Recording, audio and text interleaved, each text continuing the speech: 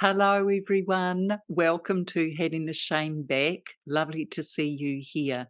This channel is 100% dedicated to survivors of child sexual abuse, and it's my absolute pleasure to host it. For those who are new to the channel, my name's Gloria Masters, and here to support your vision for you and how things are going. So, as with every show, there's always a trigger warning. Why? Because I don't want you to feel uncomfortable or unsafe.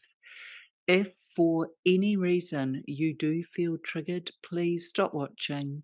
Go to the show notes below where you'll be directed to help and support. So, in the meantime, guess who I've got in the studio today? So this is Kim Spencer, and she comes to us from Los Angeles. She's a TEDx speaker. She's a best-selling author on Amazon, and she's a founder of crownyourself.com. So, Kim, welcome to the show. Thanks so much for having me on, Gloria. It's a pleasure. Awesome. So, as you know, we talk about all things child sexual abuse, whatever you're comfortable to share about your own experience with that. The reason I ask my beautiful guests for that, Kim, is because sometimes your experience may be similar to another's, and just even one or two things you say may help support what they're experiencing currently. So, yeah, if you're comfortable, tell us a little bit about your early days. Early days. So before I start, I want to let everyone know that I asked for full permission from my dad to be able to share this. Not that I needed it. But in 2018, my dad was an alcoholic and an addict for most of my life. And for the last 4 years of his life, he passed just last year. He was very proud that he was sober off of alcohol, which was the big one for me. And in 2018, we were at a conference, and he'd never been to a personal development conference. And I will get to my childhood in just a minute. But I took him there, and he was overwhelmed by the amount of positivity, of light, of possibility, and of some of the stories, because Lewis Howes shared his story.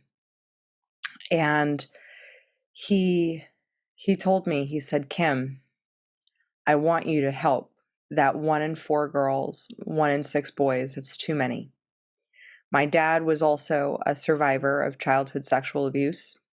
My grandmother, potentially, as well. There's been a rumor of generational abuse in my family. I cannot speak for my dad's brothers, but I do know that with him, he expressed that he had that as well. And so it was in 2018 that he gave me permission. And I told him, and I said, "Dad, I will never share what you did until you have passed." Because while he was very open to self-sabotage and had a lot of guilt and shame about his own actions, I knew the detriment that people have and the stigma that people have around people who commit that offense against children. And I loved him, and I didn't want to see him have that during his lifetime. And it wasn't until last year, my dad passed, and I was down in the Gold Coast of Australia, and I had the opportunity to come out with, to have a TEDx talk. And it was the first time that I alluded to the fact that this happened, that I was molested by my dad when I was about 4, 5, 6 years old. The age kind of escapes me. But that, I asked my mom before I said it, I said, "Are you comfortable with me sharing, or at least alluding to it?" And she said, "Yes."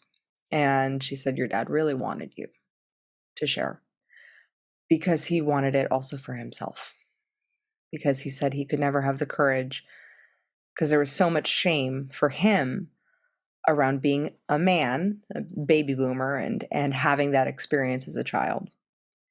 And so it happened when I was about 4, 5, 6 years old. Around then, I have a feeling it was before I went off to kindergarten, so probably around more like 5, because in kindergarten I didn't speak for 6 months.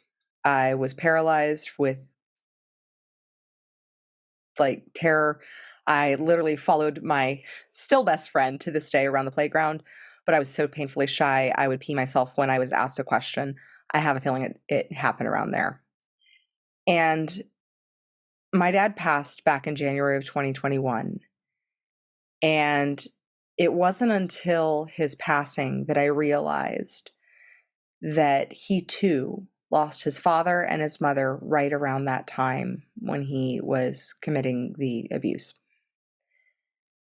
And it made me realize, because when someone passes who's hurt you very much and who you also loved very much, there's a lot of complication that comes with the feelings of that experience of losing that person. There's the almost the freedom, like, and that was something that I had to admit to myself, that I actually felt free. Like, I never felt that while my dad was sober that he would be an endangerment to my children, because he had remained sober for the past 4 years. But even the fact that once he passed, there was that the like like, this is finally something I no longer need to worry about. Like, or even have the inclination, or even the possibility, or even the hint. Um, and that was really, that was a journey and a process in and of itself. Wow. Um, and seeing my dad battle alcohol and drugs, and realizing after losing him that when he was committing those actions against me, that he had no other way of coping. And now, obviously, that's no excuse for the behavior. That is no excuse whatsoever. But I think it can allow us to look through the lens of compassion, that people are doing the best that they can with the resources they have available. And some people just have some pretty shitty resources. And my dad had alcohol and drugs, and didn't have a way of expressing, and didn't have anyone to talk to, and didn't feel comfortable, and felt so much shame, and didn't know how to process his emotions or his anger. And that's in no way excusing his behavior, No. but it is also a place having compassion as well. Well, and I guess there's a lot that I want to ask you about, Kim. So thank you so much for your courage and sharing all of that. That would have been quite something. Did your father admit to you that he had done this? Hmm. Did he apologize for this? Oh yeah. Oh yeah. Yeah. It was about when I was 16, 17, because the unconscious mind, it represses things that we're not prepared to deal with. And so much of my childhood is like kind of like this like black sort of, I don't remember a lot. I remember, like, my literal first memory is police lights on the freeway when my dad flipped his truck because he was drinking and driving a giant truck. And so that was my first memory when I was about like 3. So, but much of my childhood, I like a lot of it, I don't remember. Yeah. And there, the the pieces of that didn't come out until I was about 15. I was about 16, 17 years old. And I remember I was crying to my mom, and I was battling my own way, because emotions were not something that were expressed in my house. My dad was repressing and suppressing them with drugs and alcohol. My mom is a very pragmatic person who like doesn't like to talk about emotions, and emotions are not tidy, and like they are messy, and she didn't know how to deal with me. I was a very emotional child, obviously. I think that we are blessed with the children who are there to remind us of who we are. Um, and I know that I was given to my parents to break the generational trauma. I know that. S- And mm, oh, go ahead. yeah. So I guess I wanted to ask, when you think about the incident that occurred and you had recall 16, 17, was it a Mhm. one-off incident or did this carry on? It was a one-off incident. Um, the emotional abuse and, like, the fear of that happening again, the fear of and my dad had a problem consistently with, sexual boundaries. So he'd make jokes that were completely inappropriate. He would greet my friends like at the door in his underwear. And he didn't even think that that was like an inappropriate way to like greet your child's friends. Like, and it was told jokingly at his memorial, like by my best friend, but she's like, yeah, and I was like, how did you stay friends with me? Because personally, as a parent, I would be like, no, I'm sorry, we're not gonna hang out anymore. Yeah. But but it was it he always struggled with like boundary he didn't know, and knowing what I know now about childhood sexual abuse, that his behavior was just an adult survivor of a childhood sexual abuse, and he didn't know how to process that, and he didn't know how to express that, and so it was expressed in like being really like just inappropriate at times, but not like it was a one-off incident for me, but the just his inappropriate behavior continued, and it was awkward, and I always thought then that it was my fault that people didn't want to come by my house or that friends didn't want to stay over, and I never really until I was in my like 30s realized, oh my god, that actually it wasn't me. It wasn't my fault. Well, where boundaries are crossed, people feel uncomfortable, and instinctively, your friends and you would have felt quite awkward around it. And especially as teenagers, we're so conscious, aren't we, of everything around us. I wanted to take you back a little bit to you talked about your children. Did obviously you held some sort of worry, understandably, unconsciously, around your dad and the children. W Did you ever leave them with him? I felt like when he was sober, because for me, it was alcohol that was always the one that triggered him Yeah. into inappropriate behavior, Mm. um, inappropriate jokes and whatnot. When he was on opioids, he was just kind of manic. So it was very much like I grew up with four different dads. Wow. And like when he was sober, he was amazing. He was absolutely amazing. When he was drunk, he was horrendous. And when he was stoned, he was just, laid back. Like he there was no danger there. But alcohol was a dangerous one.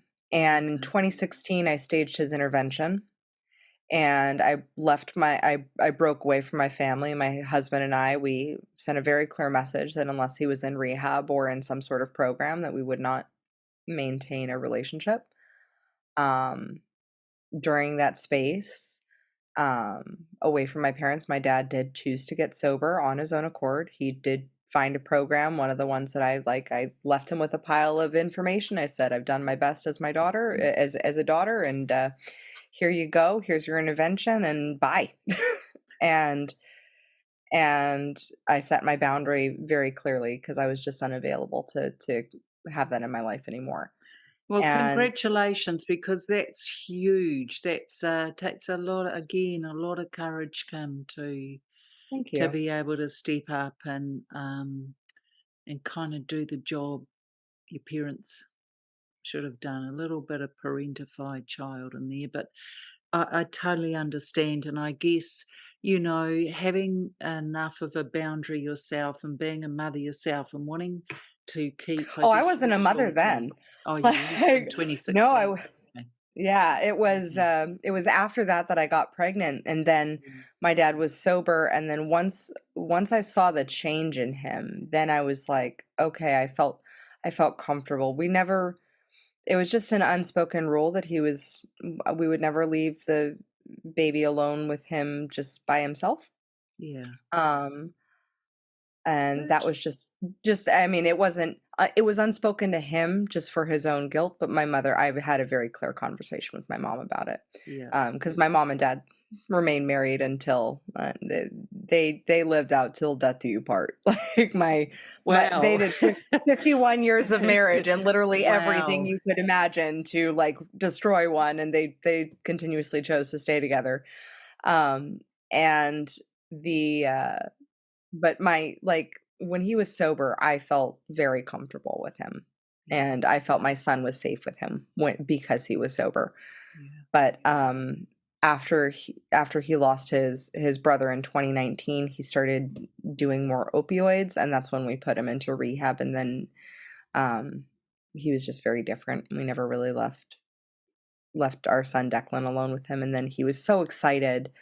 Um, because my dad passed when I was pregnant with my second child, and the last thing that my a very good family friend remembers him saying is he's like, "Kimmy's pregnant again," and he thought for sure it was a girl. And then when I found out I was having a boy, it was right after my dad passed, and I just knew that that that my sons are kind of here to heal that brother wound that sometimes can get passed down, and Wow. so they it, it was it it was very sad losing my dad while I was pregnant. But my little Colton, he is my light through the darkness, and that's literally what his name means. And Please. yeah, Oh, but beautiful. And well, what an experience you've had, those experiences. And I guess as you were observing your mum throughout these years and seeing, I guess, that codependency, that would have been hard for you, observing that. How did you manage that as a child and teenager growing up? not well. I managed it. I managed it with a 10-year battle with bulimia. Okay.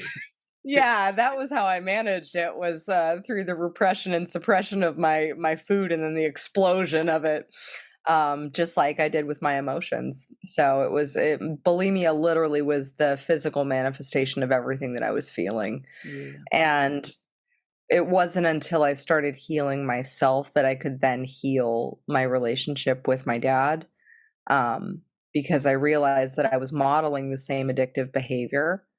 I realized that there was no one to blame except for me, because it was never my dad sticking down my finger down my throat. I had to start owning my choices, and I had to choose to switch from a victim mentality to a victor mentality, to then looking at how can I use this experience and the struggles I went through as a child to be for me. And then that's when I started getting into really deeply into personal development and into coaching. And I had the most amazing experience years later. It was like right after the conference that I took my dad to. I took my mom to one, and because she went with me, and there was this boy across the room, and we all were supposed to gather together in these circles of and share like what is the most challenging thing that you've overcome. And it just so happened, as the divine would have it, that I was in a circle with a client of mine who'd gone through like serious emotional abuse, another colleague of mine who'd experienced sexual abuse, and me. And I shared my experience. My client shared her experience. This other person, my colleague, shared his experience. And there was this guy that I had seen, and I just looked at him, and there's something in the eyes that you can notice, and that I think with especially children of addicts, we just develop a higher sensory acuity earlier on as children in order to survive and adapt. And so we can pick up on things that maybe are just completely unconscious. And I saw this guy, and I waved him over, and I said, "I think you should be in our group." And he came over, and I looked at him right as we were doing the round robin, each sharing our most difficult challenge that we'd ever had to go through and that we'd conquered and survived. And I looked at this guy and I knew he was just gonna bullshit. I knew he just was gonna tell some bullshit story. And I looked at him, and he suddenly had tears in his eyes, and for the first time he admitted his own childhood sexual abuse that he experienced. And both myself and a colleague of mine ended up escorting him out and like working him through the breakthrough that he was having of this initial really allowing for the acceptance, the awareness that this happened to him, um, and all the emotions that come with that. Mm. And I had that same experience when I was 17, and I was crying to my mom of like, I don't want you to divorce dad. I don't like, but I have to tell you that I like the memory came like so clearly, like this happened. And I remember with this young man, like we talked to him for about 2 hours. And I, afterward, he went to the bathroom, and we were going to meet downstairs. And I called my dad and I said, Dad, I don't know how to explain this, but I think we just saved a life. And he's like, what do you mean? I said, what you did to me has now worked for me so that I was able to see something in someone else that they were scared to admit for themselves. And because I was there, I truly think we were able to save this guy's life. And I want to thank you for choosing to be sober. And I want I forgive you. I've forgiven you like many times, but I just want to say that I think that what happened has actually now happened for me, not just to me. Mm. And that shift in mindset changed everything. And it wasn't until my dad passed, and a year after, not a year, like 6 months after, I have a conversation. So me and this gentleman from this conference stayed in contact through Facebook and whatnot. And he said, Kim, he goes, I don't think you realize I was planning my suicide for that night. And it gave me the chills again. And I told my mom that, and she was so proud that Okay. I had the courage. And my dad was also so proud because he said, you have more courage than I do. And Wow. I think that that's what it takes in order to really enact change, is to speak with courage, which is why I wanted to come on today, because there's such a fear and a stigma of shame, and shame just loves secrets. And when we hide in that, we can get lost. Well, Kim, just breathe. But wow, that's so powerful. And I so feel what you've been through, and how beautiful that wonderful man is still around today. Mhm. And that's one of the things that we notice out there with our audience, some of our men watching who are survivors, is that it's really difficult for them to speak because within a patriarchal society, there's no real permission for men to be anything other than strong, the protector, the one who keeps danger at bay, the one who never cries, the one who looks after everybody else. So if you think about it, as men, they're conditioned to carry that huge load. There's no way they're allowed or afforded the possibility of saying this happened, because they're then judged, um, and seen as weak, or why didn't you stand, or how could you let that happen? And if the abuser was a female, it gets even more toxic. So I really appreciate that. I wanna take you back to a couple of things you've mentioned because you're Yeah. saying so much, I'm just trying to keep up. But for our audience, out there, when you were talking about bulimia, it struck me that as survivors, and all our beautiful survivors out there have experienced something like this, we tend to carry on the abuse by self-abusing. Mhm. In your case, it was bulimia. Um, in others, it can be alcohol addiction, smoking, whatever it happens to be. Self abuse continues because we struggle with self love.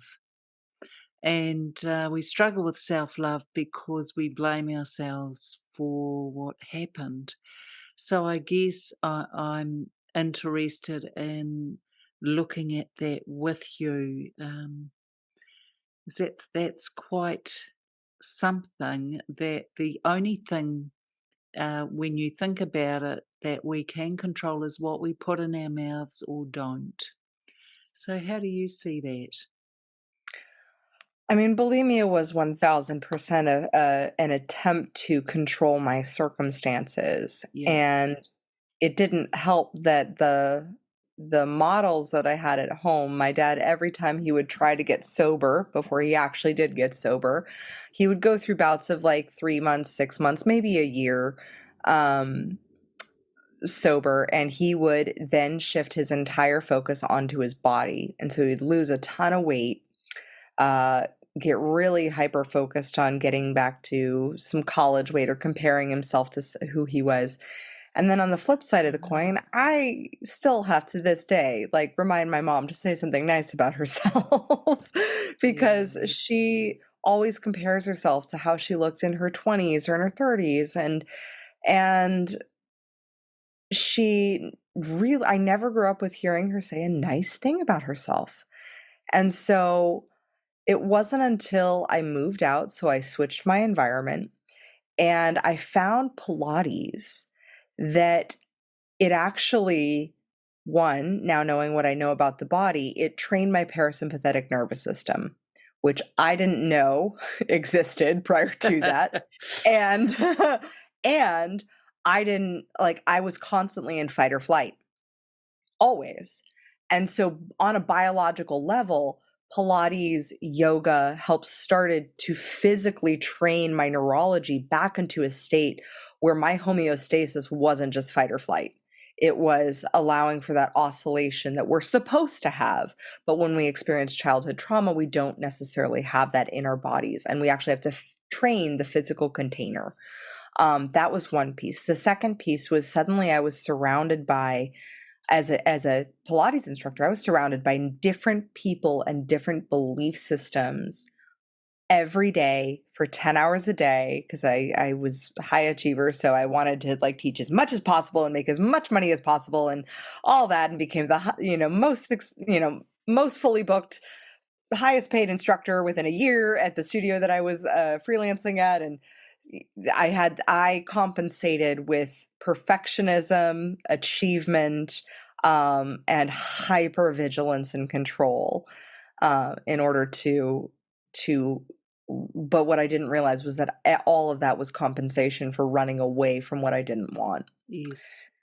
And because, though, I was in a teaching environment and integrity is a very high value, I actually wanted to I was able to chat with my clients about their belief systems, about, the fact that I'd never really loved my body until I found Pilates, and suddenly I was working it in a different way that actually made me feel confident, that actually made me feel strong and beautiful. And even though I was still challenged with my eating disorder, I could tell that Pilates was something that was very much helping me. And I had so many conversations, and that's why I love podcasts like this, and I think podcasts are so valuable, because when we can listen in or participate in different conversations with different people with different belief systems, suddenly sometimes suddenly it can shake the frame of what we believe and have accepted to be true. And I remember that there was this one client who I really, really admired, And I never heard her complain. Like, she was just, like, all like, pleasant, but not, like, phony pleasant. And she was, pregnant with her 3rd child, successful partner in a law firm, like, just this amazing woman. And I had to ask her, I was like, "How did you like, have you always been this way?" And she shared her story, and she shared very similar experiences to what I went through. And I through seeing that, I realized that so many of my I had to take ownership of my choices as an adult. Yes, I was not at fault. Obviously, it was not my fault for what happened to me, but it is my responsibility for my healing. And it is my responsibility for my choices afterwards. And I had to I saw the possibility because of this example from one of my clients. And because of that, I felt comfortable in starting to open up and starting to heal and starting to learn my body and love my body. I started to open up with my sexuality and started to feel what it felt like to be a sexual 19-year-old girl. And I started taking pole dancing and actually feeling being present in my body, because so often disassociation, especially with childhood sexual abuse survivors, like, it's very easy to check out. And I was very comfortable with my brain. I was always praised for being smart. I was very comfortable with being smart. This place of my body was not some place that I wanted to live. It felt unsafe until I started healing my relationship with it, with Pilates, with looking at what foods actually made me feel good versus made me feel good in the moment, what actions, what behaviors, what habits actually made me feel good long term, instead of just giving me that post sort of like vomiting drug sensation of dopamine rush of, oh, finally I got this little bit of peace because I have this minute semblance of control. And it was through those experiences that I actually healed myself with no psychological or medical intervention from bulimia, completely transformed. And Fantastic. yeah, and it was very interesting because I had a bit of a disagreement with the many people in the eating disorder community who wanted to consistently label me with the term recovered. And I said, I'm not recovered. I'm transformed. Like, a caterpillar, a butterfly doesn't go back into the chrysalis and magically become a caterpillar. Like, once you're a butterfly, you're a butterfly. So, so there's a big difference, I think, between recovery and transformation. And when you can, and for me, I had to allow the experiences and learnings of what I experienced as a child to allow for my evolution and transformation. Because what if it happened for me? Mm. And in the case of that young man that I was blessed to meet and learn that helped saved his life, um, that to me says that life is happening for me, not to me. Mm. And I love what you're saying. I'm just about to um, publish my guide, actually, Flight Path to Healing, which is a guide for child sexual abuse survivors. And in there, I have a chapter on service, because sometimes being outside of ourselves and considering others or gifting to others is a way for us to transcend what was done to us. And there's quite a few things you've mentioned that are kind of I've been able to share some insights into. You've mentioned dissociation, and I think it's interesting. As children, naturally we dissociate because it's too traumatic for us to stay in our bodies. And so, beautiful audience watching, we know this happens. And it simply is our mind's way of keeping us safe because it's too much to deal with. When the memories come back is when our mind is ready for us to see it. So I love that. I love that fact. But little known fact is that as adults, we can often end up still in dissociative states, and actually, guys, it doesn't serve us anymore. So, what experiences have you had with that, Kim, and any kind of insights you have around that dissociation as an adult at times? How have you managed that? Um, the dissociation, it really doesn't happen so much anymore because um through just Pilates actually, it helped me tune into my body and tune into the little micro muscle movements of everything. And so perhaps I mean for me, it was approaching it from that knowledge aspect of the knowledge of if I engage certain muscles, then then it'll automatically send more triggers of confidence to my brain. And I was seeking more confidence because I had no confidence. And so I thought, oh, okay, or my confidence was very fake. It was a caricature that I would put on. Um, I have people from my high school come back and they're like, you were struggling with bulimia and like had no like we thought you were like on top of the world, super confident." And I was like, "Not at all. Not at all. I was just really good at faking it. Just I good, was really good." good false self presentation. Oh yeah, really Yeah, good at putting on that mask. yeah. And like authenticity truly scared the crap out of me. And it manifested my what I found is that unless something is fully healed, then even if you heal it in one area, it can manifest in some other area. So after I'd healed my relationship with my body, the disassociation manifested in myself in my romantic relationships, in choosing partners that were not suitable, like just poor choices, poor like abusive even. um just choosing those and putting myself in dangerous experiences that led to greater consequences down the road. um More abuse, in other words. yeah, well, Mm. abuse and being raped at 24.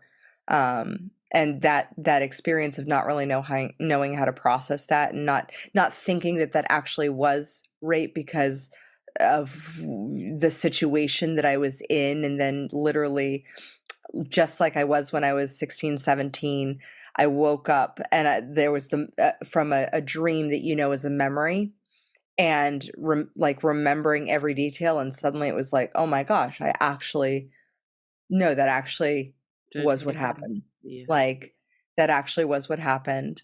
Um, and being able to recognize that and accept that. And for me, in both cases, like I realized when I put myself in that situation, then I was completely disassociated.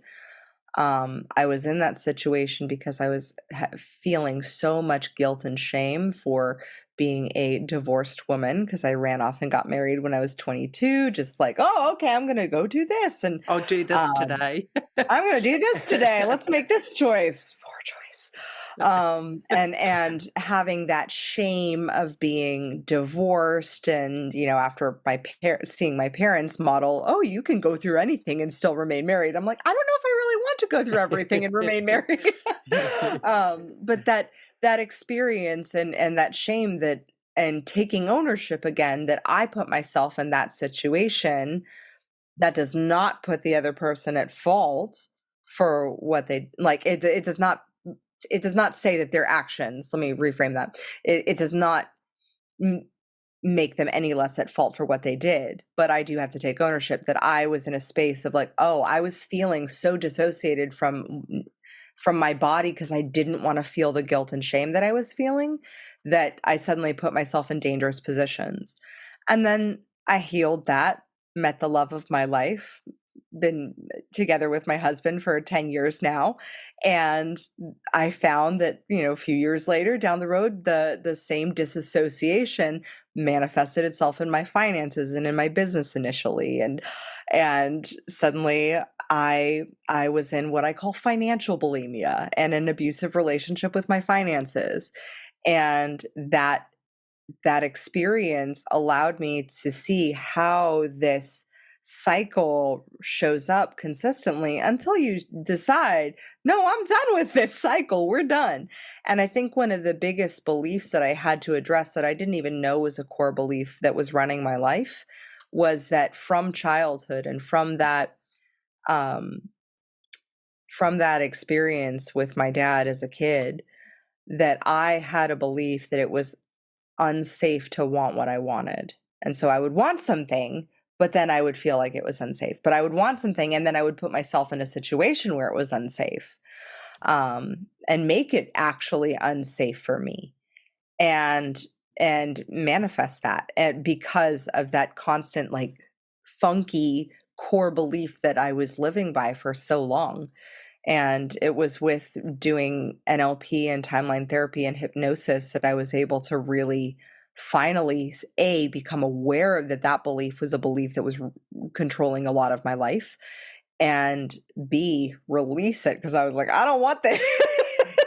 I don't want this belief anymore. Like I want, and I realized that I had to reevaluate my definition of safety and what being safe was and is for me now. Well, it's interesting you say that because I think, and thank you for sharing because core beliefs are what drive us. And Yeah. for our audience watching, you'll have your own and you'll know what it is because it will show up and it might wear a different raincoat one day, but it's there to be resolved. So just maybe have a think about that, guys. I suppose too, looking at it, when you consider it, you talk about dissociation appearing in terms of your finances. How did you manage to resolve that issue? That was resolved through awareness and associating myself into a place of action. So Yeah. dissociation allows us to be at the effect side of the equation. It allows us to remove ourselves from putting ourselves in that space of ownership and actually being at cause, because it's a safety mechanism. Like it's our mind's way of protecting us and from feeling so much. And one of the things that I found, especially with children who have survived sexual abuse, because I've worked with a lot of high achieving clients who have experienced childhood sexual abuse. One of whom was just recently on your podcast, and being able to see a pattern of the achievement, and then sometimes that's self-sabotage. And so there's achieve and then self-sabotage. And so that was the pattern that I was comfortable with. And so how I remedied that with my finances was I had to put myself back at cause. Yeah. And when you are at cause, and this is something that I've seen with high achievers, is that there's a belief that being at cause means you put yourself like so much responsibility that you're responsible, that there's guilt and shame on that side as well. Because we're Uh, familiar with that. because we're familiar with that. So That- we put ourselves so much at cause that then we become the villain of our own stories, yes. right? Because we're so no longer we reject so hard being the victim because we don't want to be weak and we don't want to be perceived as weak. We don't want to be the victim again. So we put ourselves so much in the belief that we are at cause, by making ourselves the villain of, oh, it's my fault, it's all my fault, and let me beat myself up. But that's actually not ownership either. No. Like, true ownership is void of the negative emotions of guilt and shame. True ownership is putting yourself in the driver's seat and saying, okay, I accept that my surroundings are what my current circumstances are, what they are. Mm. I accept that, and I'm making a choice, consciously choosing to operate in a different way. Mm, I'm making a choice to take a new action. I'm making a choice to move from this space. All that's needed for change is a willingness to choose something different. yeah. But So, if yeah. So, look, I guess really, when I think about it and I think about your core belief and about really not being safe or wanting to be safe but not feeling safe, and that carries through our lives because we're templated with. What we grew up and were conditioned with, and you're not safe in an environment where you have an alcoholic parent, um, and where abuse occurs, addiction can be found as well. So I think having all of that and being able to transcend all of that has taken some time, and it's so lovely to see that you've had so many challenges come, and if we forget the rhetoric and just come back to who you are.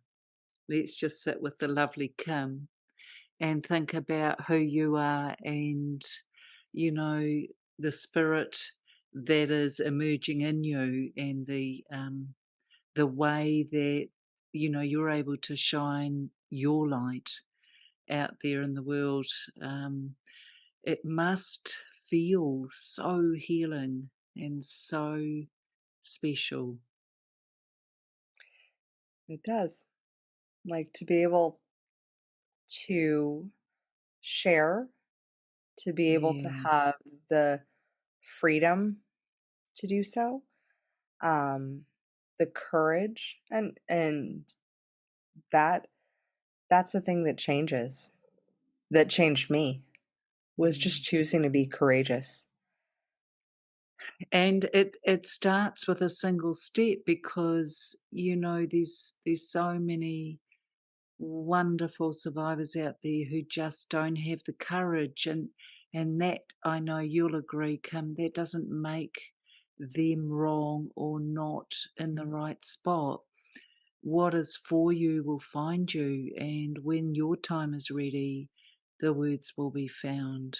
So, Yeah, I just and mm, it's that place of accepting that you are where you are, and that's okay. yeah. As my coach put it back in, because I used to be really good at being really hard on myself, like, I was, like, pro, and Perfectionist. oh, yeah, and she said, "Kim, you are perfect as you are right now, Yeah, and you are perfecting where you are right now, no matter what you have experienced, where you are in your journey with your healing, it's perfect where you are."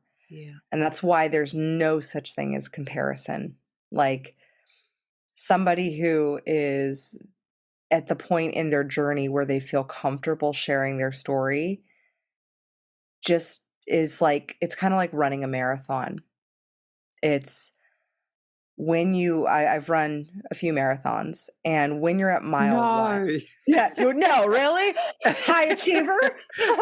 But when you run a marathon, and you're not thinking about the people who are at mile 22, you're thinking about, "How do I go from mile 2 to mile 3?" And that is really where, when you can look at where you are, if you're at mile 2, you're going to mile 3. And Yeah, if you keep going, you'll get to mile 22 as well. yeah. And it's those beautiful, I love what you're saying, it's those beautiful little micro movements that gain us the macro outcome. So it's one little step, and you know what, guys? There's no such thing as perfect because, you know, two things are true. I think where we are right now is exactly where we're meant to be, so let's accept that. And secondly, as I said earlier, what is for you will find you. So when your time is is ready, you will know, and the teacher will appear, or something will shift in that. So tell us a little bit about you founded crownyourself.com. Tell us a bit about that. So it is for the kings and queens who want to rule in their body, business, and life and achieve that holistic success. I developed it for the visionary leaders who don't just want success at the expense of their family or their bodies or their health. They want it all, and it's okay to want it all. And it Fantastic. and so we really build up success as being not only fun, but fulfilling and safe. And that very holistic approach, so in their personal lives, their working lives, their social lives, all of it, I imagine. Yeah. Yeah. Yeah, it because it everything integrates. It's the way you have treated your body sometimes will show up in your business, as I have experienced. And the way you show up in your relationship, sometimes that'll show up in you can translate certain things that are successful in one area of your life into areas that may not feel so successful. Yeah. So that because I can tell you, like when I've worked with clients who are struggling in their marriage, no amount of monetary success will make up for that. Like when you are able to have a fulfilling marriage or a fulfilling partnership and a fulfilling relationship and loving relationship with your body where you can look in the mirror and like be like, damn, like I now look at my body when I look in the mirror, I'm like, I have been a spiritual portal for two beautiful humans into this world. Like there is no way after giving birth to my kids that I will ever demean this goddess of a body. Like that is just there is no way because I just know how what power we have. And then with our businesses, like being able to create an empire of impact that like yours is able to serve and really be 100% on purpose for your purpose to help others in their purpose. And I think that's so powerful, Kim. And for each of us, it will finds us what is meant to happen. So, I think just as we're going to close, is there last minute, not your last meal, Kim, we're not on death row, but Oh, any any last kind of pearls of wisdom, anything you would like to say, knowing that you're speaking to survivors of child sexual abuse, any kind of last little gifts of the lovely Kim that you would like to share? be kind to yourself as to where you are on your journey. Like be kind to yourself, and if there is someone that you feel comfortable sharing with, sharing your story can really help. I used to have so much shame around Yeah, it, and being able to share that it happened and know that because I did, I saved a life. That's that's everything. that's And everything. so if your story has the power to save someone's life, Yeah, and sometimes just being brave enough to share it.